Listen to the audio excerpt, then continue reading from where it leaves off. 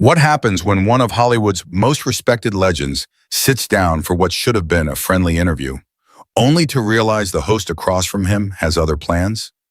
It started as laughter, applause, and smiles. But within minutes, that laughter died, replaced by stunned silence and disbelief. Because Jennifer Hudson, the Grammy-winning star-turned-talk show host, asked a question so out of line that it stopped the show cold. In Samuel L. Jackson, a man known for his poise, wit, and zero tolerance for disrespect, made a decision that no one saw coming. The studio lights shimmered across the glossy black stage floor of the Jennifer Hudson show. The audience was buzzing, waiting for the moment Jennifer would welcome her next guest, one of the greatest actors alive, Samuel L. Jackson. Jennifer stepped out with her signature smile, radiating confidence and charm. The crowd cheered wildly as she greeted them. "We have a living legend in the building today." Her tone was warm, but there was a subtle edge to her grin, something sharper hiding beneath the gloss of showmanship. Samuel walked out to a thunderous applause, his energy calm but commanding. He waved politely, gave Jennifer a respectful nod, and sat down opposite her on the soft cream-colored couch. He was dressed in a dark blazer, open-collared shirt, and that unmistakable presence. A man who'd seen everything Hollywood had to offer and survived it all with class. For the first 10 minutes, the atmosphere was light. Jennifer complimented his filmography, asked about his early years, even joked about his iconic roles. Samuel responded with his signature humor. That slow, deliberate voice, a raised eyebrow, and a knowing smirk that always got the audience laughing. It was going perfectly, until it wasn't. Jennifer leaned in, crossing one leg over the other, and her smile shifted, tighter, almost rehearsed. "So, Samuel," she began, her tone suddenly playful but laced with something else. "You've done so many movies, so many roles. Do you ever get tired of playing the same kind of tough guy?" Samuel chuckled softly. "I don't think I've ever played the same guy twice, Jennifer," he said. "They might be tough, but they're all different people." The audience laughed politely, but Jennifer didn't. She tilted her head, still smiling, but now it looked forced. "Sure, but don't you ever wonder if maybe it's time to pass the torch?" The room went quiet. It wasn't a joke anymore. Samuel's face didn't change, but his eyes did. The warmth cooled slightly, replaced by a flicker of disbelief.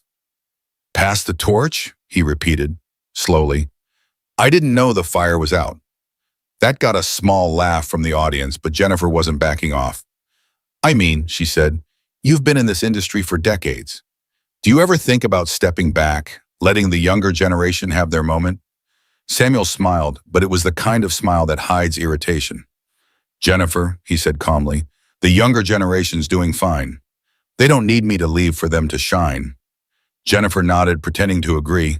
But then she did something unexpected. She pulled out a cue card, glanced at it, and said with mock innocence, "Some people online say your recent movies haven't been up to your usual standard. What do you think about that?" The audience shifted uncomfortably. Samuel looked at her, long and slow, then said, "People online say a lot of things. Doesn't make them true." Jennifer leaned back, crossing her arms. "So you don't care what critics think anymore?" "I care about good work," Samuel said, "not gossip." There was something electric in the air now, a tension that neither of them could hide. Jennifer smiled again, but this time it didn't reach her eyes. "Well," she said, "some might say your best work's behind you." That must be hard to hear, right? Samuel looked at her for a long moment, then he smiled, a slow, knowing, dangerous smile. "Hard," he said. "No, Jennifer. What's hard is sitting here and realizing that respect doesn't mean what it used to." The crowd gasped softly. Jennifer blinked, clearly not expecting that. And that's when something shifted.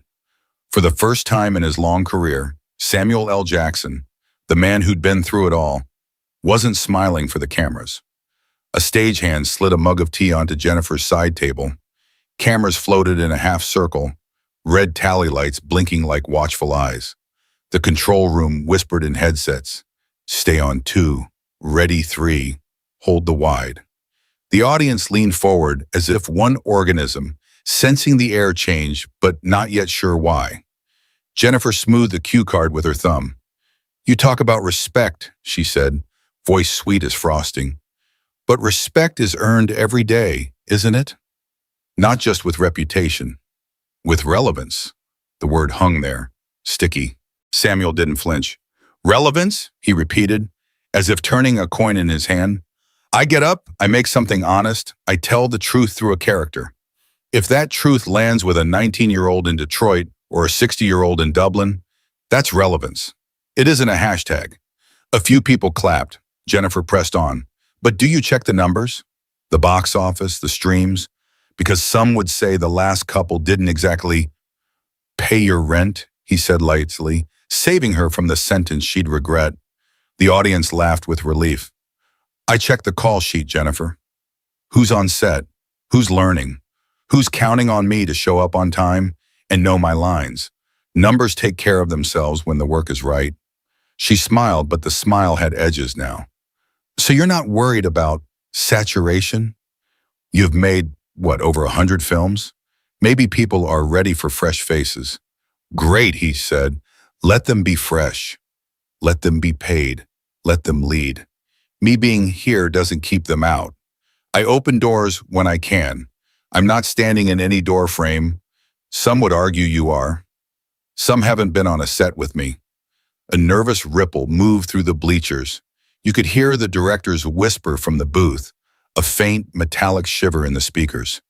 Stay friendly, Jen. Stay friendly. She tucked her cue card underneath another and shifted tactics. Okay, then let's talk about the image. People love Samuel L. Jackson. The anger, the intensity, the language, laughter. Do you ever worry that the persona swallowed the actor? He exhaled through his nose, amused. The persona is seasoning. The actor is the meal. He turned to the audience. Don't let anybody tell you salt is the steak. Big laugh, even the camera operators grinned. Jennifer pressed, a touch louder. But you do lean on it.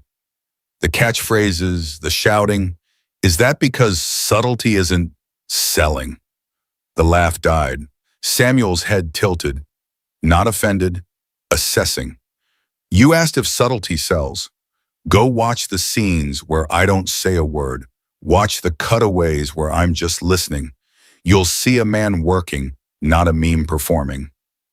Another ripple of applause, stronger this time. Jennifer's jaw tightened. Listening is important, she said. So listen to this. A lot of people feel actors your age should use their status to elevate the next generation. Isn't clinging to the spotlight a little ungenerous, he offered? Selfish, she finished softly, almost tenderly, which made it land harder. Samuel let the silence sit.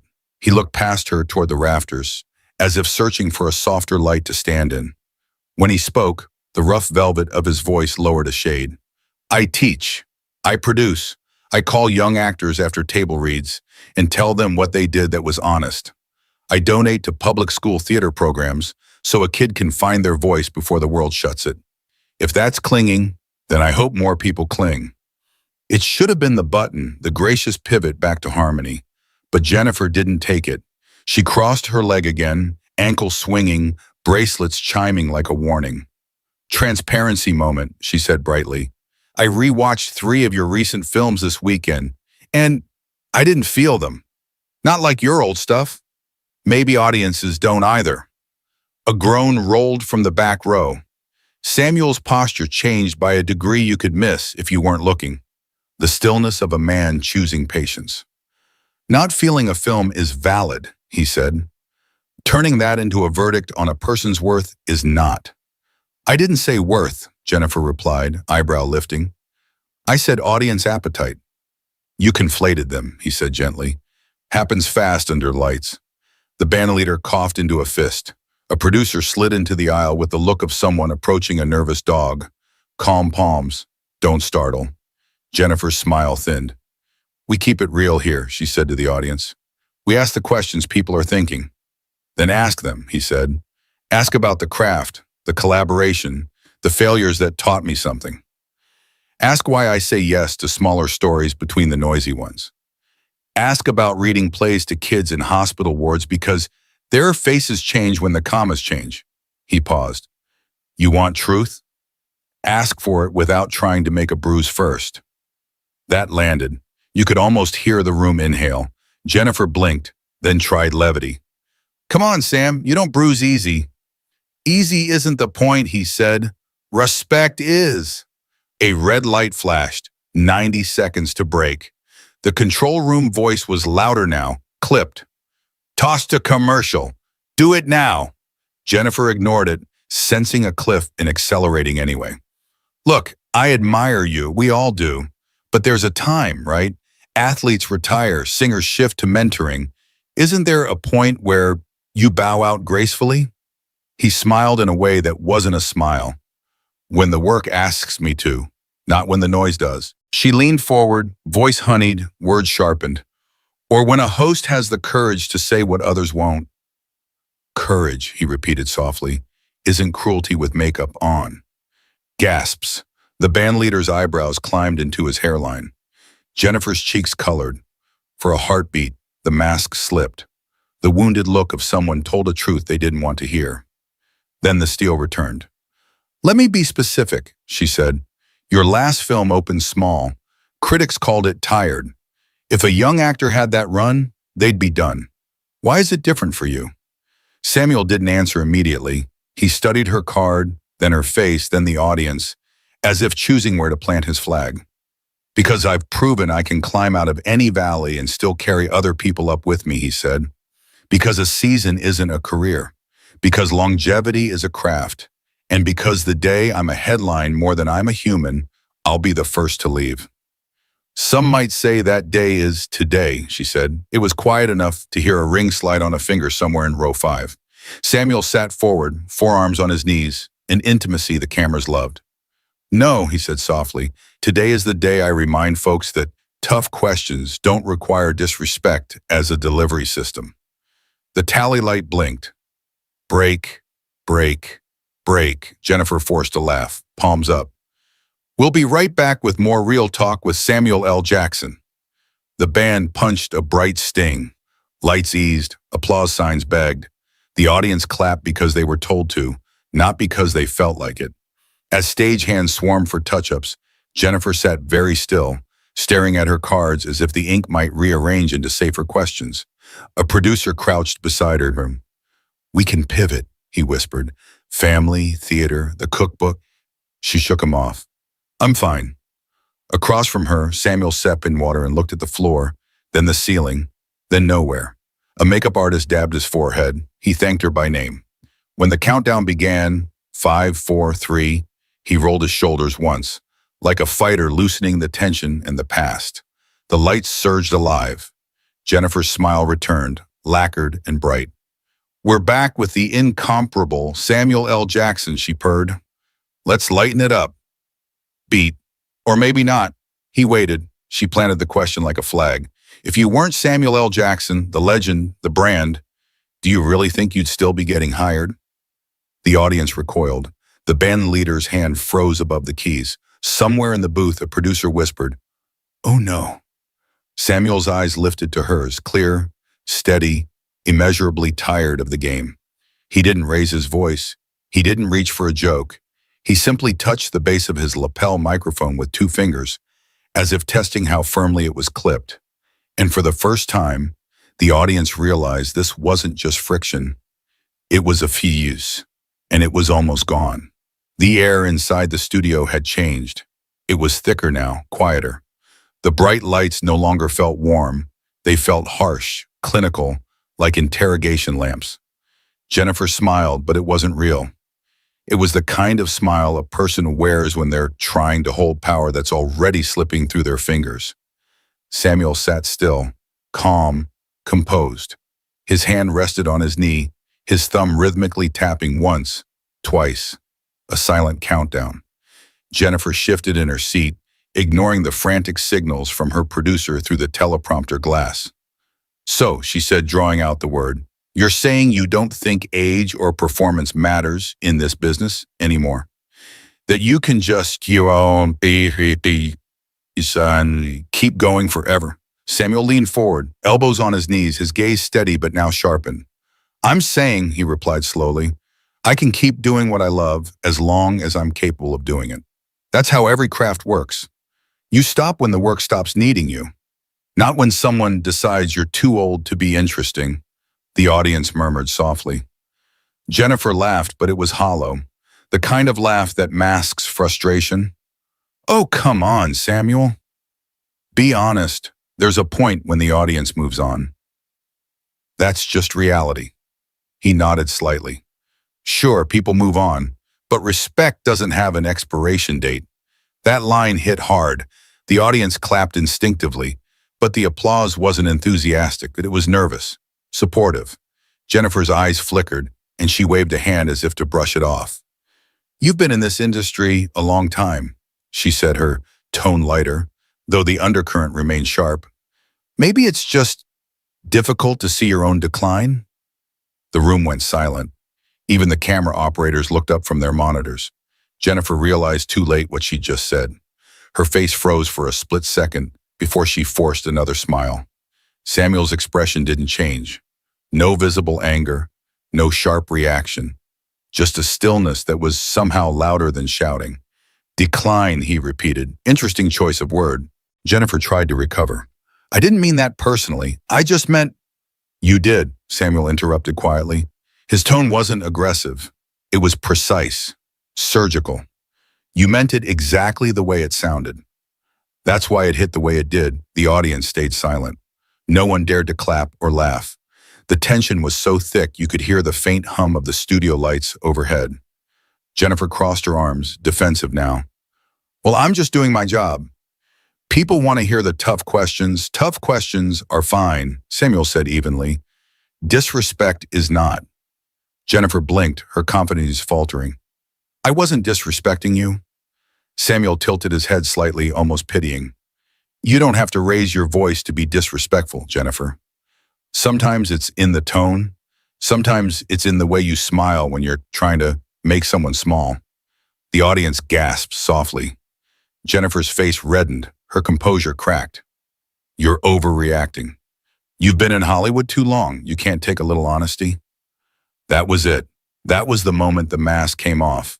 Samuel leaned back, then looked directly at her, his voice calm but powerful, the kind of calm that made people sit up straighter. I've been in Hollywood long enough to recognize when a host mistakes cruelty for honesty. A few people in the crowd started clapping. Slowly at first, then louder. The sound filled the studio like a rising wave. Jennifer tried to speak over it, but her voice was drowned out. She looked around, eyes darting toward the control room glass, searching for rescue. Cut to commercial, someone whispered over the PA, but the director hesitated. It was too late. The cameras were locked on them, the moment too raw to break. Jennifer forced a smile, desperate to regain control. We're just having a conversation here, she said quickly. That's what this show is about. Open, honest dialogue. Samuel gave a slow nod. Dialogue requires two people actually listening. You stopped listening when you started rehearsing your insults. This time the audience erupted. Loud applause. A few cheers. Jennifer's face stiffened. She pressed her cue cards flat against her thigh, her knuckles white. All right, she said tightly. Maybe we should move on. No, Samuel said. Let's not. Let's stay right here since you wanted real conversation. You wanted honesty. Here it is. The studio fell completely silent again. The crew froze. Even the teleprompter feed stopped scrolling. Samuel leaned forward, eyes locked on Jennifer. You invite people to your show, ask them to be open, to share their truth. But what you really want is a headline. You don't listen to understand. You listen to clip something for social media. Jennifer's lips parted, but no words came. Samuel continued. You talk about empowerment, about building people up, but you're tearing them down for applause. That's not empowerment. That's exploitation. The crowd started clapping again, louder this time. Some even stood. Jennifer's jaw clenched. I think you're taking this way too seriously, she said, but her voice trembled slightly. Samuel smiled faintly. No, I'm just taking myself seriously, because apparently no one else here is. The audience roared. A standing ovation was building. Spontaneous, uncontrollable. Jennifer sat back, stunned, as Samuel calmly reached up and touched his microphone clip again. The sound engineer's voice came over the comms. Panicked. He's taking it off. Hey, don't cut the feed. Don't cut. Jennifer tried to speak over the noise. Samuel, wait, we still have. But he was already standing. The crowd quieted again, watching in disbelief as he adjusted his blazer and buttoned the top button. Jennifer, he said quietly, I came here out of respect. I thought this would be a conversation, not an ambush. Jennifer looked up at him, her eyes wide but defiant. It's not an ambush. You're being dramatic. Samuel gave a small, tired smile. You call it dramatic, I call it dignity. And with that, he removed the microphone completely and placed it gently on the arm of his chair. The studio was silent. Jennifer stared at him, the legend standing in front of her, calm, unshaken, and done. As he turned toward the exit, one of the stagehands instinctively moved to block the path, but the producer quickly waved him aside. The man had made up his mind. He was leaving. And for the first time in the Jennifer Hudson show's history, the audience didn't know whether to clap or cry. Because everyone knew this wasn't just television anymore. This was a reckoning. The silence after Samuel stood up was unlike anything daytime television had ever experienced. No band cue, no commercial fade out, no teleprompter rescue, just the hum of the cameras and the low shuffle of hundreds of stunned audience members trying to process what they were seeing. Jennifer blinked rapidly, her mouth half open. Samuel, sit down, she said, her voice brittle but loud enough to echo through the studio. We're not finished yet. Samuel stopped, turned halfway toward her, and the look on his face said everything words didn't need to. Calm, unshaken, deeply disappointed. I am, he said simply. The words landed like a gavel. Jennifer's expression flickered, a mixture of disbelief and defiance. You can't just walk off my show, she said sharply. We're having a real conversation here. You talk about respect, but walking out isn't respect, Samuel. It's arrogance. He took a slow breath, stepping back toward her just enough for the cameras to catch his face clearly. His voice was quiet, measured, but filled with the weight of someone who'd spent a lifetime mastering control. No, Jennifer, he said. Arrogance is thinking you can insult someone under the lights and call it journalism. The audience gasped, loud and unfiltered. Jennifer's cheeks flushed crimson, but she forced a smile that didn't reach her eyes. Oh, come on, don't be so sensitive. You've played villains, killers, all kinds of tough guys. I thought you could handle a few tough questions. Samuel gave a low, humorless chuckle. I've handled tough questions from better interviewers than you. What I don't handle, he said, taking a slow step toward her desk, is disrespect disguised as entertainment. The studio was dead quiet now. You could hear a pin drop. The audience's eyes darted between them like a tennis match where one player had stopped playing and the other didn't know how to quit. Jennifer crossed her arms, her tone shifting from performative to defensive. This is my show, she snapped, and my job is to ask the questions that make people uncomfortable. Samuel nodded slowly. Mission accomplished. That line hit the crowd like a punchline. The room erupted into cheers and applause. Some audience members stood up. A few whistled. It was no longer the Jennifer Hudson show. It was Samuel L. Jackson's stage now. Jennifer looked stunned. Her eyes darted toward the crew, silently pleading for someone to cut the feed. But the director didn't move. No one did. Samuel gestured toward the crowd. Look around you, Jennifer. These people didn't come here to see me get humiliated. They came here to see two professionals talk with mutual respect. You turned it into a power trip. Jennifer's lips tightened. That's not fair. It's honest, Samuel cut in. And maybe that's the problem. You think you're holding people accountable when really you're just holding them hostage. The audience gasped again, followed by another wave of applause, louder, longer this time. Even some of the camera operators nodded subtly behind the lenses. Jennifer stood now too, unable to stay seated while her own guests controlled the room. You think you can just lecture me on my own show, she said, her voice trembling. Samuel raised an eyebrow, calm and cold. I'm not lecturing you. I'm showing you what accountability actually looks like. That was it, the final line, the knockout. Jennifer looked down at her cue cards, hands shaking slightly, and then up at the audience. But no one was on her side. Not a single person clapped. Not one voice rose to defend her. Samuel took a step back, unclipped the last wire of his microphone, and placed it on the edge of her desk. "I've done this long enough to know when a conversation's over," he said quietly. "And this one's done." "Samuel, wait," Jennifer said, her voice cracking slightly. "You're overreacting." He paused at the edge of the stage, then turned one last time, his silhouette framed perfectly against the stage lights. "No, Jennifer, I'm reacting exactly the way a man should when respect leaves the room." The crowd stood, not just clapping now, but cheering. The sound filled the studio, echoing through every camera mic and every hallway backstage. Samuel nodded once to the audience, a silent thank you, then walked off the set without another word. The cameras followed him for as long as they could, capturing that dignified walk past the curtains, down the hallway, and out of sight. Jennifer stood frozen, her smile trembling under the lights. The applause didn't stop. It kept going, relentless, overwhelming, consuming. She tried to speak. "All right, we'll be right back," she muttered, forcing a laugh that died instantly. The teleprompter didn't move. The producers didn't cue music. No one knew what to do. The screen cut to black. If this story moved you, hit that like button.